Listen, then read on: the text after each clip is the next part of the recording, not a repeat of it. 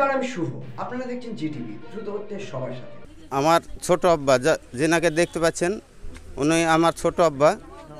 ওনার বিয়ে হয়েছিল বছর 3 আগে মুরালিপুর বণিকপাড়ায়। তো মাঝে একটু সাংসারিক গণ্ডগোলের জন্য মেয়ে গিয়েছিল না। একটা সালিশ এসে সেটা আলোচনার মাধ্যমে মেয়েকে নিয়ে যাওয়ার পরে কিছুদিন থাকার পরে ওখানে আবার একটা সমস্যা বাঁধার জন্যে মেয়ের মা গিয়েছিল। মেয়ের মা যাওয়ার পরে যারা সালিশ গিয়েছিল তাদেরকে ডেকে আলোচনা সাপেক্ষে বলা হলো যে মেয়ে আপনার নিয়ে যান, গিয়ে একটা পরবর্তীতে বসে একটা আলোচনা করে যেটা হবে সেটা করা যাবে। এই 1 সপ্তাহ পরে ছেলেকে এখন কিভাবে প্রলোভন দিয়ে ডেকেছে আমরা জানি না। কাল রাত্রি 8টার সময়তেও বাড়িতে ছিল। তারপরে ডাকা হয়, ডাকার পরে যখন বাড়িতে আসে তখন ওরা রাত্রে কখন যে মেরেছে আমরা জানি না। মেরে বাড়িতে মারার পরে ওদের বাড়ির কাছাকাছি একটা কাঁঠাল গাছে ওরা মেরে টাঙিয়ে দেয়। সকালবেলায় আমরা বিভিন্ন মানুষের কাছ থেকে ফোনের মাধ্যমে জানতে পারি যে আমাদের ছোট আব্বাকে মেরে গাছে টাঙিয়ে দিয়েছে। আমরা সকালে এসে দেখি যে গাছে টাঙানো আছে।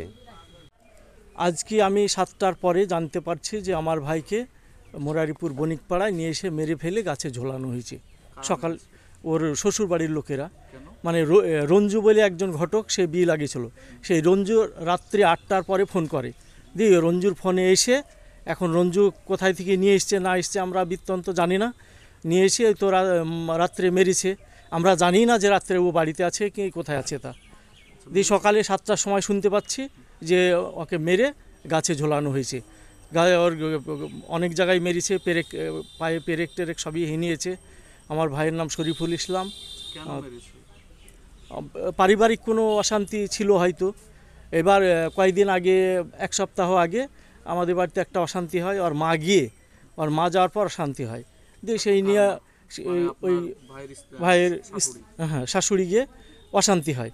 অশান্তির পর ওখানে যে সমাজ নিয়ে গিয়েছিল সেই সমাজকে বলে আলোচনা করে সমাজ বললো যে আপনারা আপাতত নিয়ে যান, পরে যার ব্যবস্থা হয় করা হবে। তো এইভাবে তো 7 দিন হওয়ার পরে তো গত রাত্রে এইভাবে। আপনারা এতক্ষণ দেখছিলেন জিটিভি, দ্রুত হচ্ছে সবার সাথে। জিটিভির আরও নতুন নতুন খবরে আপডেট পেতে এক্ষুনি লগ ইন করুন www.gtblivenews.com।